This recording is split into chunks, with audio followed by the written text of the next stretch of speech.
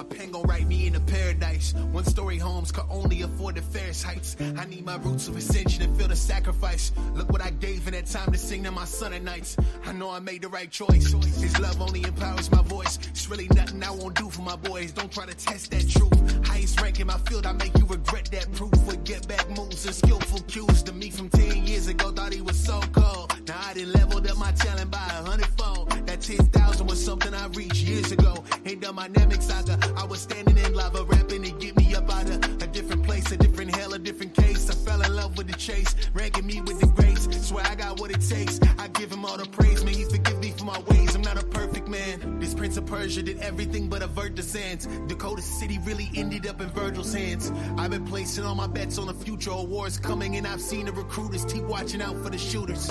And things change when you feel pain. And when you start getting money, people won't be the same. Thinking back on the victories that we won, I pray that none of my fans die young. Remember me when I got a plan that only you can see. Fireworks in my soul and I'm thanking Jubilee. You hear these verses and you know I wrote them truthfully. And all this work can make you think there's two of me. It ain't no fooling me. I'm focused on love and congruency. Without the truancy becoming a symbol that you believe. I'm smooth talking Lady Luck into extending her visits. I've written a message, I pray that you get it. And when it's done, none of it matters. Kobe taught me separation makes you into a factor. They see a walking disaster, call me a living calamity. No one can handle me, covered in vanity. While this world I live in breaches my sanity. Transcended and found my own version. I knew the fire that has conquered incursions. I'm always humble and I'm constantly learning. A present father, so I'm always determined. I'm searching, I'm not a perfect man. This Prince of Persia did everything but avert the sands. Dakota City really ended up in Virgil's hands. I've been placing all my bets on the future. Awards coming, and I've seen the recruiters keep watching out for the shooters. And things change when you feel pain. And when you start getting money, people won't be the same. Thinking back on the victories that we won, I pray that none of my fans die young. Remember me when I'm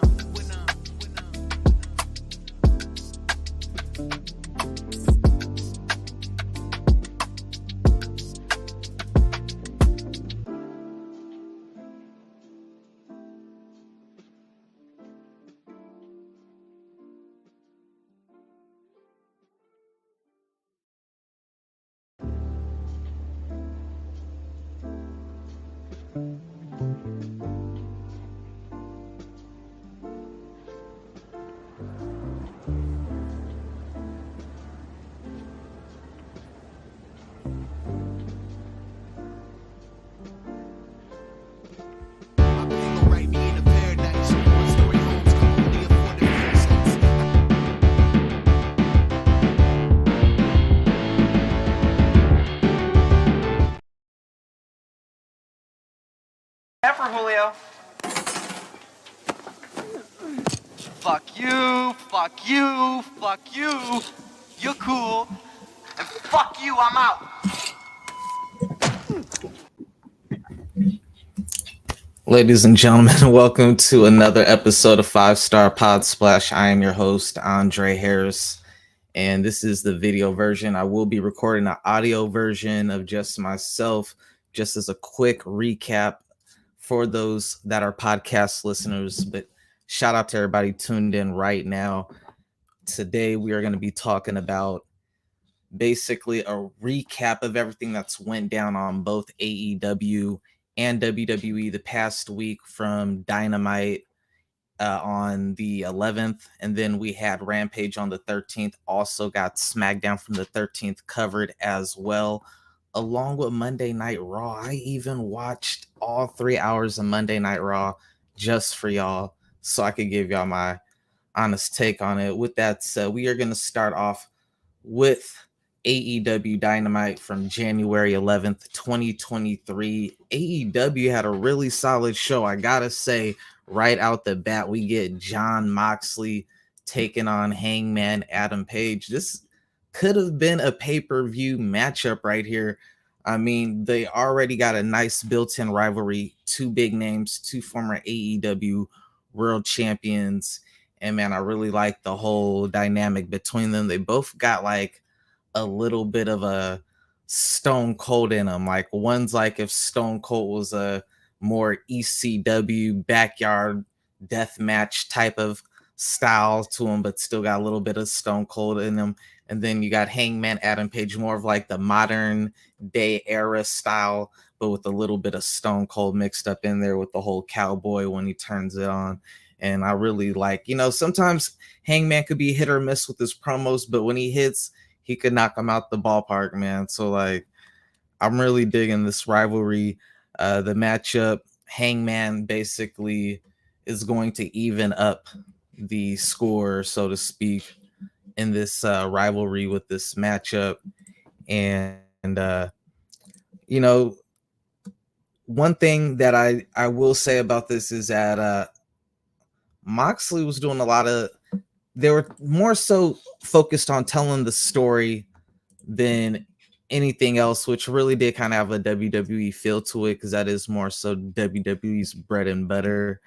You could definitely, that the respect was there. They're kind of, while they were doing their same old, like this one wasn't too extreme as like a normal John Moxley matchup. It was more so like a wrestling matchup where not too much shenanigans for the most part.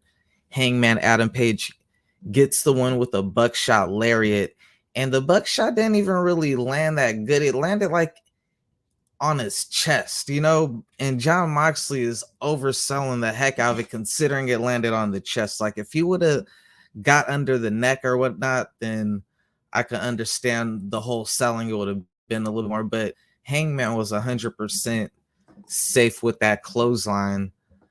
But all in all, it was a good victory for Hangman Adam Page. A nice little story. Not too much of a crazy afterbirth with this one. Really none whatsoever. Just John Moxley was selling the buckshot lariat and needing help by the referees or whatnot. But right after we get this solid matchup between Moxley and Adam Page, we get the return of Adam Cole, baby. And man, that was dope to see Adam Cole return, man. Big Adam Cole fan. A lot of people been worried about Adam Cole. He's been gone for several months and whatnot. So to see Adam Cole come back into the picture was a good thing to see.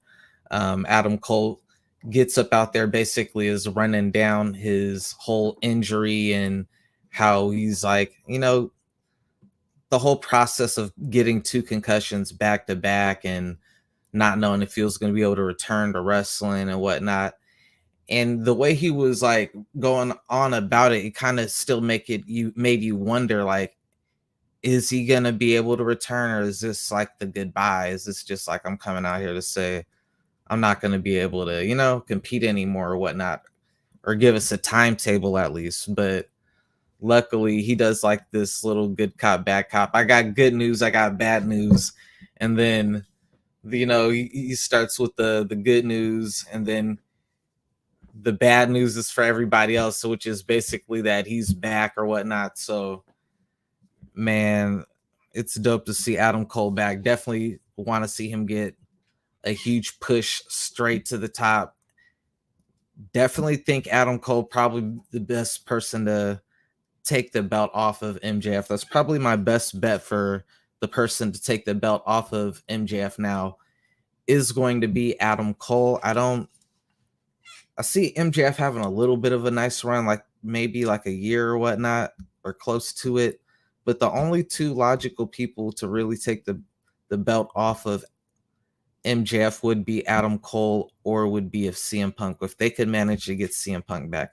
And Tony Khan, listen to me and listen good. You really need to get CM Punk back, because with everything that goes on in WWE, it's just big announcement after big announcement, news after news, with the whole Stephanie resigning, Vince coming back, the Cell, like all the headlines are WWE. So you really need to get a big headline, and nothing would be bigger than getting CM Punk. If you could get Mercedes Moné, then that would be nice as well. But the biggest headline you could really make at this point is if you can get that CM Punk, FTR, Young Bucks, and Kenny Omega match. Like that would be the big one for AEW. That would be the big win of 2023 for AEW. That and releasing the video game, because it's been forever now.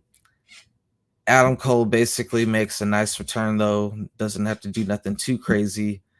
And it was great for what it was.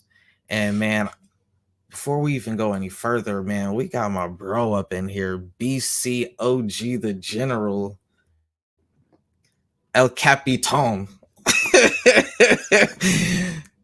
The V Trigger himself, man. Ari Omega in the building, man. What's good with it, Ari?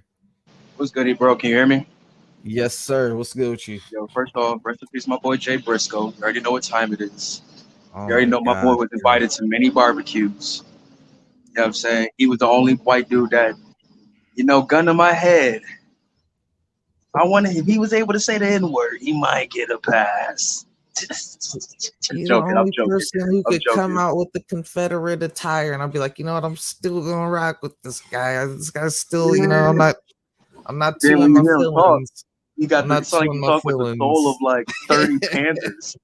You talk with the soul of Like like he's 30 still all Black right, Panthers. you know. But This nah, nigga man. is Yeah, man, rest in peace to him. Say rest in blessings peace to for sure, man. well, best wishes to, you know what I'm saying? Mark Briscoe and him and his future career. I mean, who knows where it's gonna go with that. I mean, blessed to his family, ROH, his homies and all of that, man. That dude was ROH through and through. So I know that alumni, the people that was there from beginning to where they at today, all are feeling the effect of this. So that's just it's just a heavy heart on the wrestling world right now. They Man, lost yeah, a real real, one, bro. Like man. they lost Damn, a that is. real one. I Like totally, Enzo I can call totally Enzo forgot can to call him say that that at stuff the all he very wants. start of this. Completely slipped my head, but yeah, man. Rest in peace for real for Jay Briscoe, man. That sucks, man. Went That out is with the not the belt. news I was expecting. When I Damn, got off. man. Not Yeah, at all. I mean, but that's what I said in the chat though. It's like he left such an impact on his world before he left through like the matches, the blood, sweat, and tears that they put on in that ring, bro. Like they ain't play no games when it came to this tag team wrestling thing. Like they was gonna make sure by the time they was done that they was up there with them ones. Like and I ain't talking about the Usos. Like we talking about the Dudleys, the you know what I'm saying the fucking OG Hawk and Animals, like all the 80s tag teams, 90s tag teams, 2000s tag teams, like they're greatest up Ring there, of man. Honor tag team ever, bro. Like Ever, they the bro, OGs of ever. Ring of Honor, bro. Mount Rushmore of Ring of Honor, bro. I remember Samoa Joe recently.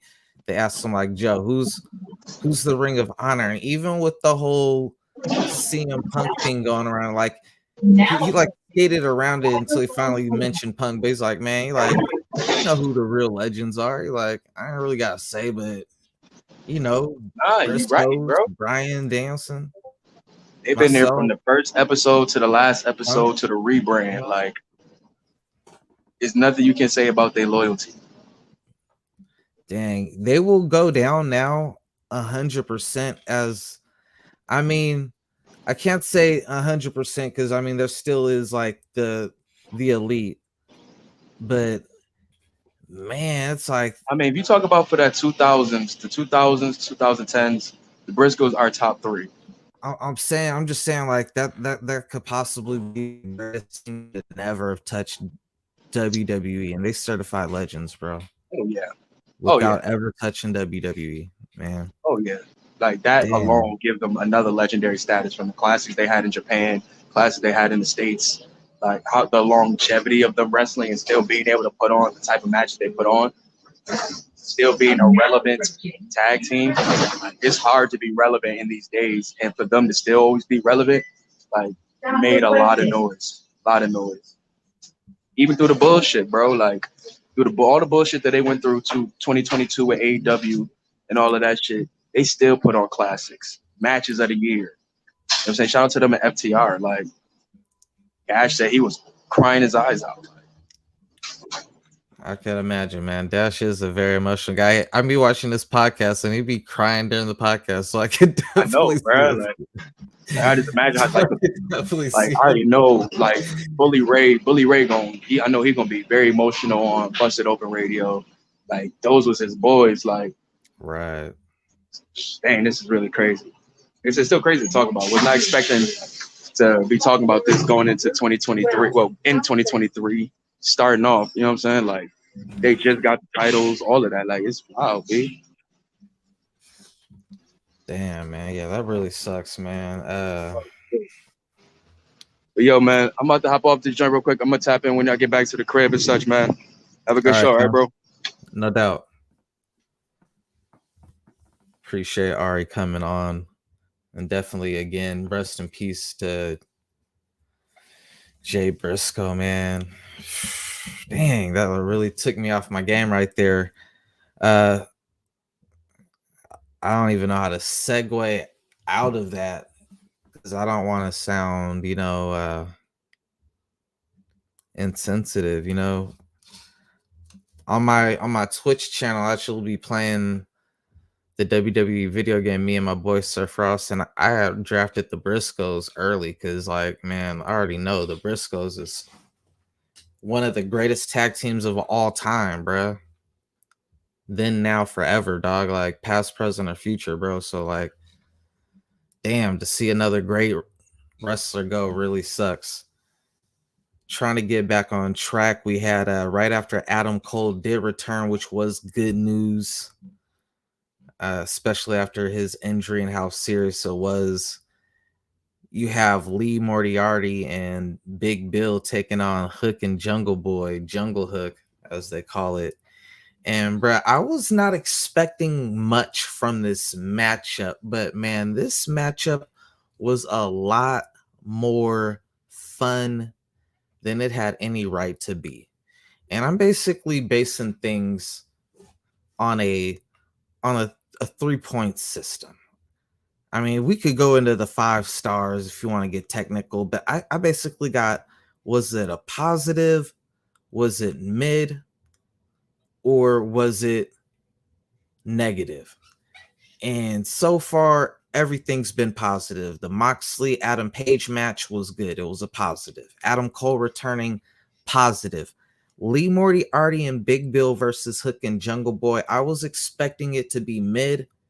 Instead, it ended up being good. It ended up being real good. It was a fun matchup. Crowd was really rocking with it.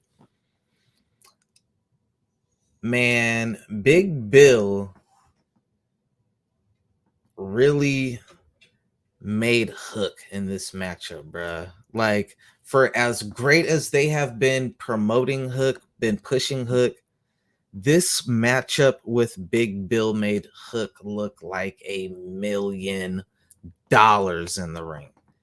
And it made Big Bill look really good too, because, man, as a big man, like, of course, we know you got power. We know you could do choke slams and big boots and whatnot. But when you can make the baby face look like $1 million, when you could sell for Hook the way he did, the way he sold for Jungle Boy as well in this matchup, man, big shout out to everybody involved with that, because that was a really well put together matchup. And Big Bill really, he stood out in that matchup. Jungle Boy tapping out Lee Moriarty with the dragon snare, or with the snare trap. My apologies with that one. But Jungle Boy, he had his moments, but the big moment was that hooking Big Bill with the underhook T-bone suplex. That lit the whole freaking arena off its feet. Like, everybody got up for that spot. It was really dope. Next up, you had Orange Cassidy and Lee Moriarty too. Lee Moriarty, man, like, everybody in this matchup really had a really good, it's like they make the most of their TV time. Like, for a Lee Moriarty, this was a really good look. Even though he didn't win and he's the one who got tapped out, like, he's in there with Hook and Jungle Boy. 2 people were really over. Then he's in there working with a Big Bill, who experienced personality in the matchup. His time in WWE, he's always been over, like, mad over. Dope to see him really getting back to his groove and whatnot with that.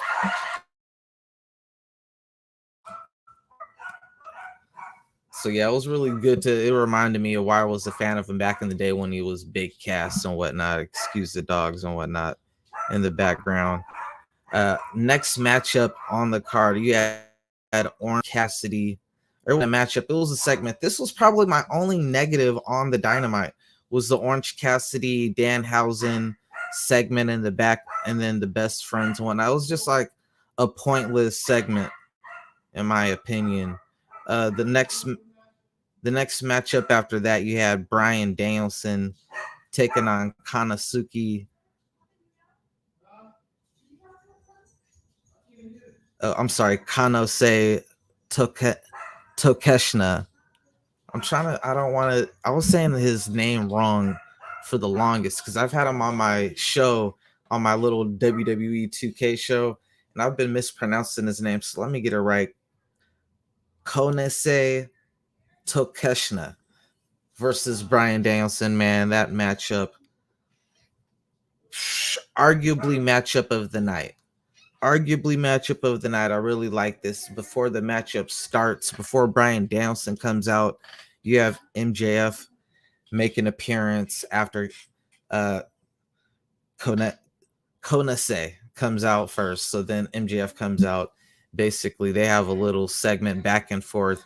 MJF being a little racy, not too much though, not, but having his little "This is America" heel promo or whatnot is what he's basically doing and whatnot. So then Tokeshna basically says something to him in Japanese and then tells it to him in English, like, yo, what I'm saying is kiss my ass. So it was a nice little thing. A lot of potential, man. I've seen a lot of potential in Konase for a long time because he's had bangers with Jay Lethal, Adam Page, John Moxley, a couple other people prior. So I already knew, like, yo, this dude's going to be a problem in the future.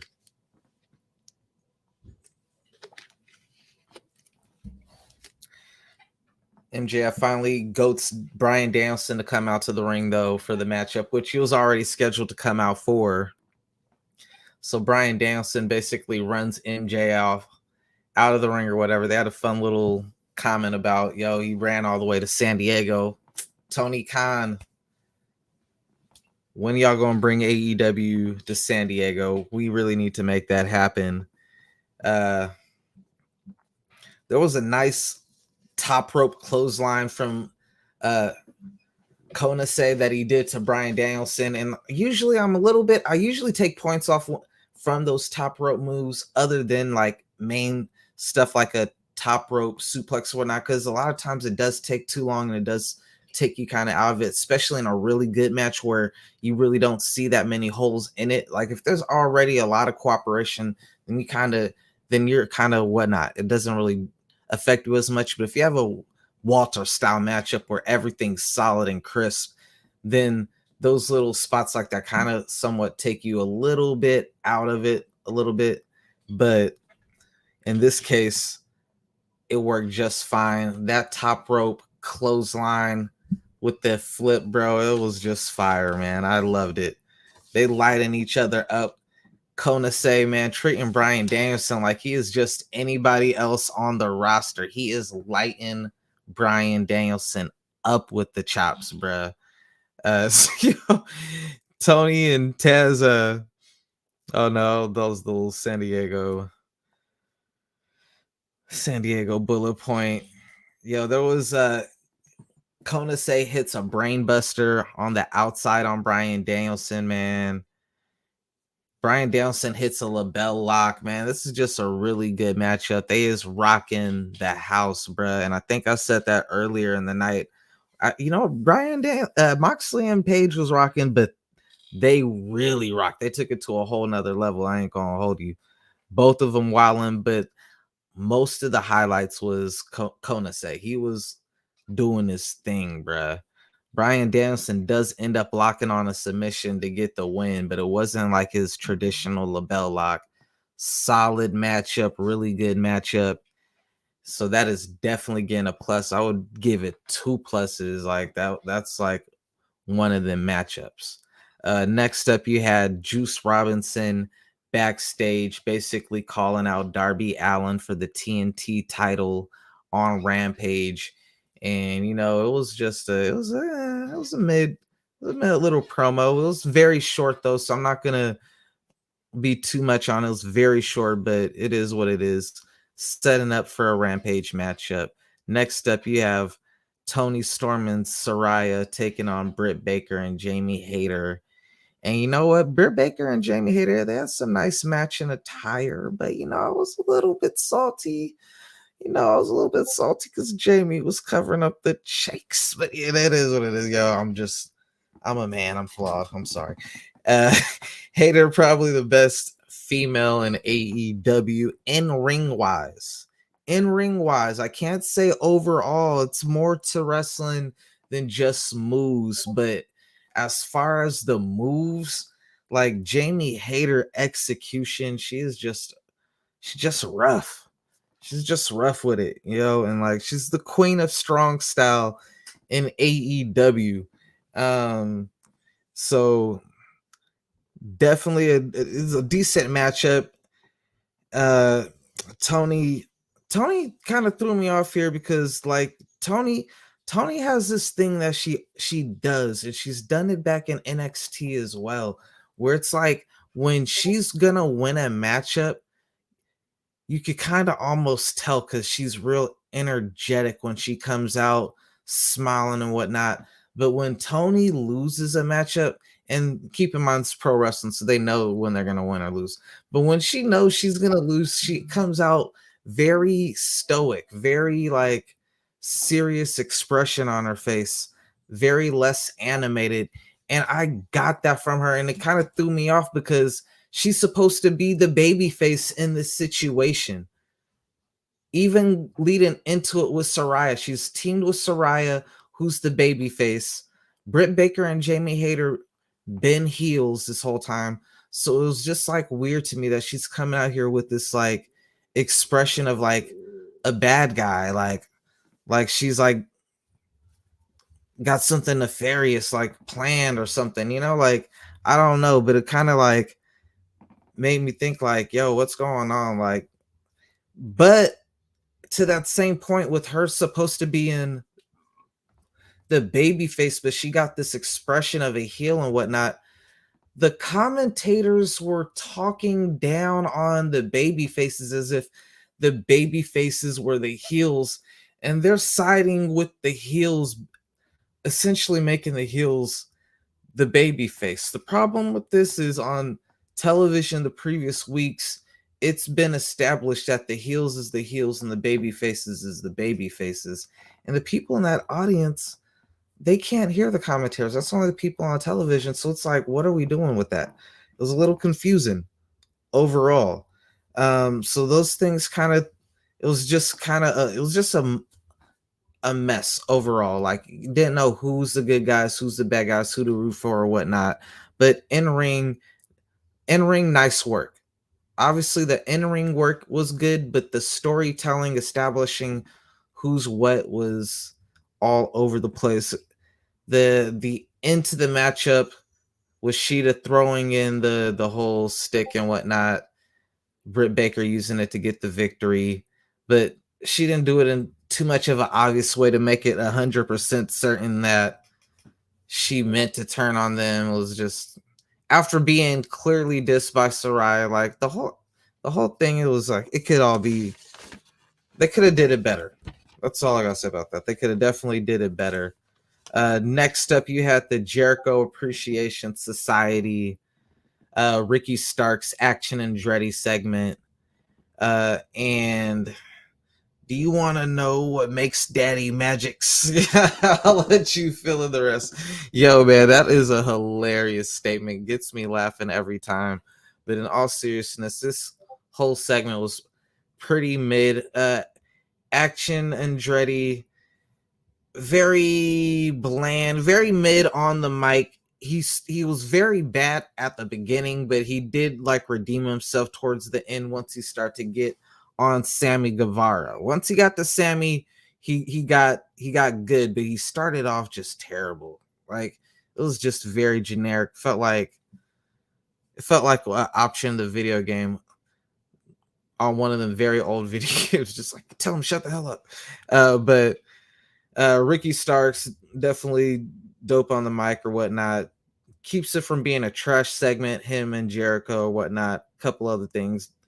But overall it was just mid at best. Nothing too crazy. Kind of don't know. I kind of don't know where this is going. Like, what are we gonna do? Are we gonna have Action Andretti turn on Ricky Stark? Are we gonna have like what are we doing with this? Like, seriously. Like, how long are we gonna drag all this together? The Jericho appreciation, Ricky Stark's Action Andretti. I'm worried that's gonna drag on for a little too long. Next up, the main event for Dynamite, it was Death Triangle taking on the Elite. You had this was the final of the best of 7 series, and if it wasn't for this matchup, I would give Bryan Danielson and Konose match of the night. But whenever you get the Elite in a match, and let alone it be a main event, let alone it be a title matchup, you're gonna get everything. Now, you know what? There's 2 ways to look at this. You could argue match of the night is Bryan Danielson versus Konase from a technical purist wrestling standpoint. From a modern style wrestling standpoint, hardcore AEW diehard, which is strongly based on the Elite style. They did usher in AEW, so a good portion of this strong fan base is accustomed to the New Japan Pro Wrestling strong style and the PWG style and whatnot. It's a very mixed, but it's a hardcore wrestling audience base. But if that's your cup of tea, like if you're cool with the if you're an old school purist and you or a 90s even style where it's just like a very strong style, very a little cooperation, then you're gonna go with the Bryan Danielson Konase. But if you cool with the I hate to coin the phrase, I'm not even gonna coin that phrase. If you're cool with the modern style of wrestling, then this was match of the night, man. They did freaking everything in this matchup. Kenny Omega, keep in mind, just came off that crazy matchup with Will Ospreay, a match of the year contender. And then Kenny goes into this matchup after just coming back from rehab and everything. He goes right into this matchup and is basically destroying himself. Like, you got to give him wild kudos. Back to back to back. This whole series, say what you want about it, it's been a lot of crazy stuff that definitely hurts, if nothing else. So you got to give him his due for that. Right after that Wrestle Kingdom performance, to go right into this final matchup of the series, and basically they are killing each other in this matchup. He does a Terminator, which is his basic suicide dive or flip to the outside onto people, and oh boy moves out of the way and he goes crash and burn through a table, bro. Like, it looks it was nasty, bro. So I definitely got to give Kenny Omega his due on that. Nick Jackson hits a crazy 450 splash on Pentagon. That was very crazy. Pac hits a Falcon Arrow on the outside to Kenny Omega. Like, again, after that Wrestle Kingdom matchup, to go into this matchup, you just crash and burn to the outside, and then Pac picks you up and Falcon Arrows you onto the ground. Like, not even the ring, on the outside. Like, they were trying to kill Kenny in this matchup, bruh. Pentagon with the fear factor on the bridged ladder on Matt Jackson, bro, was stupid nasty. Bro, they were wilding out this whole freaking matchup. There's too much to call in this matchup. And in the end, the Elite get back the titles after Kenny Omega hits a one-wing angel off the bridge ladder to the mat of Ray Phoenix, and then he climbs up and then grabs the titles down. Crazy ass matchup. Kenny Omega just banger after banger after banger. Like, yo, man, Kenny Omega definitely showing why they call him the best bout machine. That was the wrap up for AEW Dynamite. Moving on to Rampage on January 13th, only a 1 hour show. That's what I'm talking about. So should get through this one pretty quickly. You got Darby Allin taking on Juice Robinson for the TNT title. And you know what? One thing I will say about this, no entrance for either one. Rampage is only an hour long, so they are both given the jobber treatment. Both of them in the ring the bell, match start. Darby Allin got the best dives in pro wrestling, but I mean, I guess he's able to get away with it for the simple fact that he weighs so little that a lot of the wrestlers probably tell him like, yo man, you probably can't hurt me. So like, go ahead and just like hit me with everything you got and I'm going to be able to take it. And he does it. Cause like, yo, he be really throwing everything into everything he does. It looks stiff. It looks crisp. It looks very much on the money though.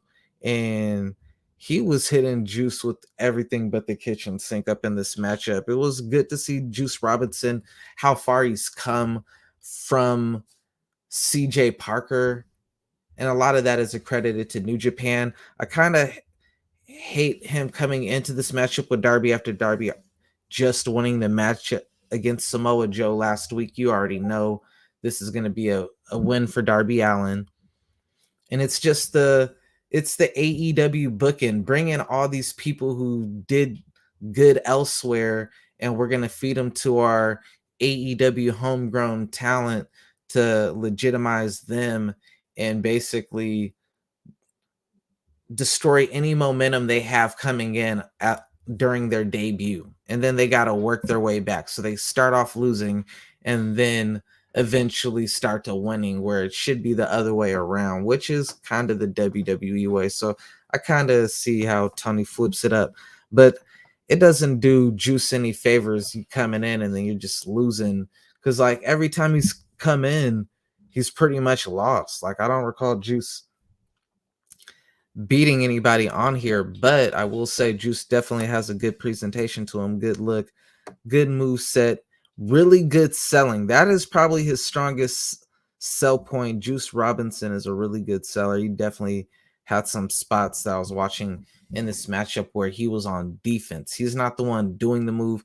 He's the one registering the move, having the move taken to him, and the way he is registering it, the little things that he does after receiving a hit or whatnot that really stand out to me, that were really good. The biggest move of the night, bruh. This is the move of the entire podcast to me, bruh. That reverse top rope suplex into the Scorpion Death Drop, man, that should have been the freaking end of the match right there. I don't know why. That's one of my biggest pet peeves with AEW.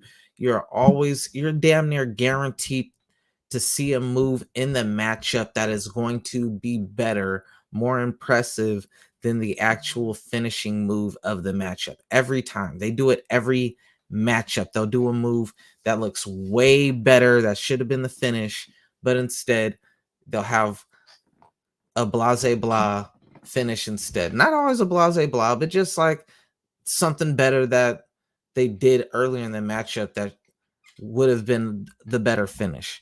But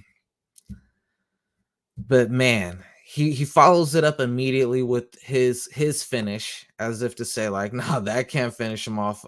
I need to do my move to hit the finish. When that Scorpion Death Drop was like, man, that was beautiful. Definitely a good matchup. Darby Allin gets the win as expected. Good showing for Juice, but dang it, Juice needs to, let's give Juice some W's, and not on dark and not on dark, in elevation. We need some television W's. Don't do him like Jay Lethal. Like, get Juice right now. Let's not fall too far down the rabbit hole with Juice. Next up, you have Renee Moxley, as I call her, Renee Dupree. She comes out to interview the Acclaim. They're doing their Hollywood, because they're in LA. They're doing like their Hollywood fingers into the little cement Walk of Fame type of little thing.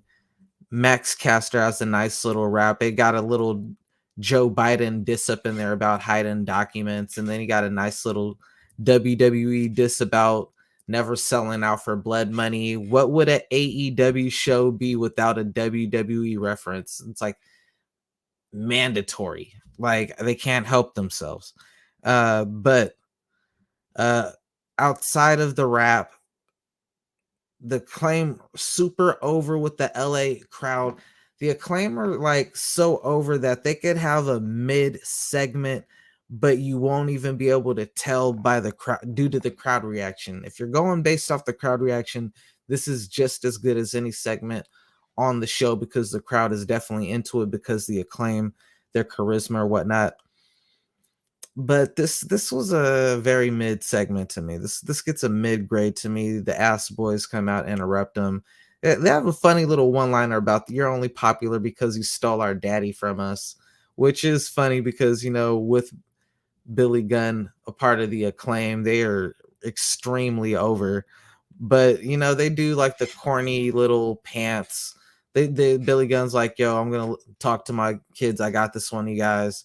He talks to him or whatnot, like, go ahead and put your fingers in the little cement thing, and then they get pants. Really, like, this feels like Vince Russo booking right here, like a Vince Russo written segment. But it is what it is. Very mid segment. Right after that, you get Isaiah Swerve Strickland. I'm thinking of his WWE name. You get Swerve Strickland being interviewed by Renee Moxley backstage. So she went from interviewing the Acclaim to like a backstage segment back to back. So this probably was a pre-recording with Swerve Strickland and the Mogul Enterprise. They got a couple rappers back there. Didn't care to memorize their names or whatnot. Basically, Swerve giving a little short heel promo promising his group's going to take over and be the most violent group or whatnot. Nothing crazy. Very mid. Honestly, we need the boss Rick Ross. If you're gonna bring the rappers over there, keep it the boss Rick Ross. No other rapper got the gift of gab, the presence, the charisma that Rick Ross has. So you got to stick with the boss if you're gonna do it. Don't be bringing in a different rapper each. Don't be rapper hopping. You know what I'm saying? Just stick with the boss, Ross, and you can't go wrong. If you want to have someone else other than Ross, have it be Meek Mill, have it be somebody in that circle. But don't be rapper hopping, because it make you look like it make you look associated, but it almost make you look like a fan at the same time. After that, you get the House of Black versus Ortiz and Eddie Kingston. And Eddie basically doesn't trust Ortiz. Ortiz doesn't trust Eddie. And for the most part, this matchup, I really do like the House of Black, but this wasn't the matchup. It was just Malachi Black and Brody King out there for the matchup for the most part. It was more so a story matchup, kind of like the Moxley and Hangman Adam Page. It's kind of like the two philosophies, like the CM Punk philosophy and the Elite philosophy. Like, oddly enough, in that matchup with Hangman and Moxley, maybe due to the concussion from the last time they wrestled, they were more so a story-driven feud and matchup, as opposed to it just being move after move, like more so match. There's no psychology, so you just have to have a crazy matchup. This one was more so telling a story. They sacrificed the moves aspect for the story. And in this case, the story wasn't strong enough for me to get like a good, like a positive. I'll give it a mid. It wasn't bad, but it wasn't good. It was just like mid. Um, the end basically comes the House of Black. The other two members come out to help out once Eddie Kingston and Ortiz finally start to get on the same page just a little bit to get a little bit of an advantage. And then Eddie Kingston almost decks Julia by mistake. Ortiz sees it, and then they get back into a little spat between each other, like, you were about to hit a woman, like, I can't trust you and whatnot. And then basically the House of Black capitalize on it, defeat Eddie Kingston, and then they don't touch Ortiz, basically teasing like Ortiz could be like one of them or whatnot, but I doubt that is it. But it's basically bridging a bigger gap between Ortiz and Eddie Kingston. But it's basically a 3, not even counting Julia, a 4 if you count her, but it's basically 3 guys on 2 at this point. It'd be great to see Santana come back and be that third person. Hopefully Ortiz and Santana squash their differences, because, man, like, I would love to see Proud and Powerful come back on the scene. They definitely just got a shoe came out too, which was dope. So be nice for them to get on the same page again. Nice to see Santana come back. Would be if he does indeed come back. But we'll see how that goes. After that, we have some actor come out with a Golden Globe. Not really too familiar with this guy. He's basically talking about how he's a big lifelong wrestling fan and everything like that. And it's another interview with Renee Moxley, whatnot. He basically talks about how, like, he loves wrestling and he takes acting serious, like how John Moxley takes wrestling seriously, because basically he's being interviewed by his wife or whatnot. And then Jeff Jarrett and Jay Lethal come out, basically cut him off, cut a little heel promo. They got Sanjit Singh and whatever their name is, like the whole TNA posse at this point, bro. Like, really bringing my boy Jay Lethal down. Like, I like Jeff Jarrett, but damn, like, let my boy Lethal just get his own thing going, like, for real, for real. But they cut a little promo. Out comes Danhausen, and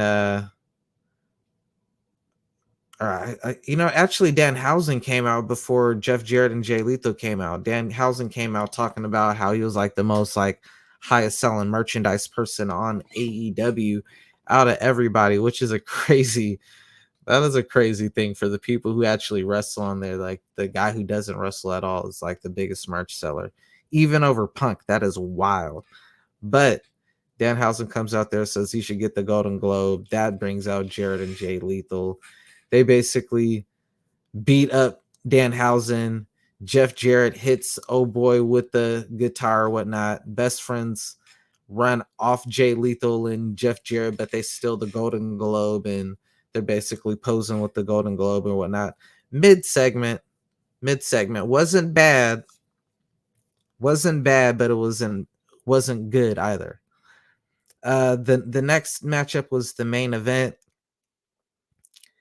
I'm 50-50 on this one. Like, a part of me is like, this was good, and another part of me was like, it was bad. So, I mean, when it's part of me is it's good, another part of me it's bad at the same time. I guess overall that just makes it mid, and that's the Anna Jay and Ty Conti versus Ruby Soho and Willow Nightingale street fight. Yo, this matchup, man, this was rough, bruh. This was damn near Athena rough. Ruby Soho is leaking so much blood that, like, it was the Britt Baker blood immediately, like, so quick into the matchup. She is leaking so much blood that's like, yo, you could bleed out. Like, you could bleed to the point you could pass out. Like it was bad. Anna and Ty Conti was looking wonderful. Most beautiful street fight gear I've ever seen. Willow Nightingale is smoking Anna Jay's boots the whole matchup. Before the obvious botch. She is dogging her the entire matchup, bruh. It is wild. But the missing power bomb, oh my god, bruh. The crazy part is when I watched that the first time I watched this one back, I really didn't get too many notes on it. First time I didn't take notes. So I actually watched the show back twice, the second time just to take little bullet points, which is why I'm not going move for move or whatnot, just like basically my thoughts on the match or not. But I didn't catch how bad she missed that power bomb. I saw a couple other podcasts that I follow speak on it, and that's when I was like, oh, I gotta watch this back and catch it. And dude, that power bomb was nasty. Like Willow Nightingale, like what were you doing? Like aside before we even got to that power bomb, I was like, yo, she is like really taking liberty with Anna Jay. She is beating the dog mess out of Anna Jay. But then that power bomb was overkill. It was attempted murder. Now I ain't gonna go that far, but it was assault and deadly battery. Next, after that though, Tay Conti, man, this was one of those spots like where I was talking about the last matchup where you see a move that was more impressive than the actual finish. But they killed table spots in this matchup for me. And it just made it look like girls just having fun, like just showing like how phony wrestling is. Because she took one of the greatest spots from ECW.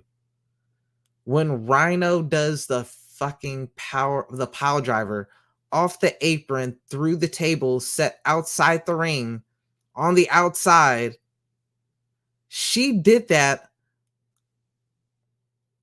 to Ruby Soho.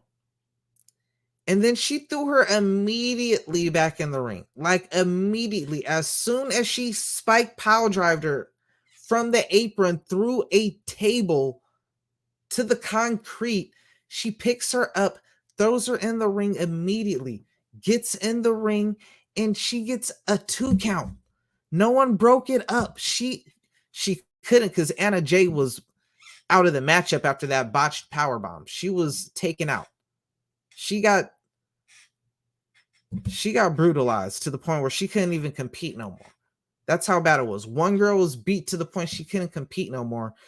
One girl got spiked on her head through a table to the concrete outside and kicks out of a 2 count on her own. That should have been the matchup. You ruined table spots with that. Ruby Soho is officially the toughest wrestler in pro wrestling history. Who kicks out after that? Like, bro, this is like why less is more. This is why you just showed me you have zero psychology in wrestling. That killed the matchup for me. More than the botch powerbomb. That killed the matchup for me. I don't care what happened after that. You just got spike pile drivered. People don't kick out of a pile driver. A pile driver by itself is a banned move for so long. It's been a legit and protected finisher. And then it during like, the mid 90s or whatever, it got to the point where it just became just a move or whatnot. But it was always a serious move to where by itself it meant something. Then you add the table. Then you add it being outside, jumping from off the apron through the table. And she kicks out at 2. Lucky I don't give it a negative. But the Rampage gets only one positive for the night, that being the Darby Allin versus Juice Robinson, which was a good matchup. Everything else was mid on the card. There was nothing bad on the Rampage card, but there was nothing other than that first matchup that was good. Everything else was just blah. Could have done better. I'll say that. You know what? I will go ahead and call this a wrap for episode 2. We're just going to keep this one the AEW portion. I'll be back for the WWE portion, SmackDown and WWE Raw a little bit later because it's getting a little bit late and I want to get something in my tummy, if you know what I mean. Thank you guys for tuning in to 5-Star Pod Splash. It's the AEW Dynamite and Rampage recap. We up out of here. Peace.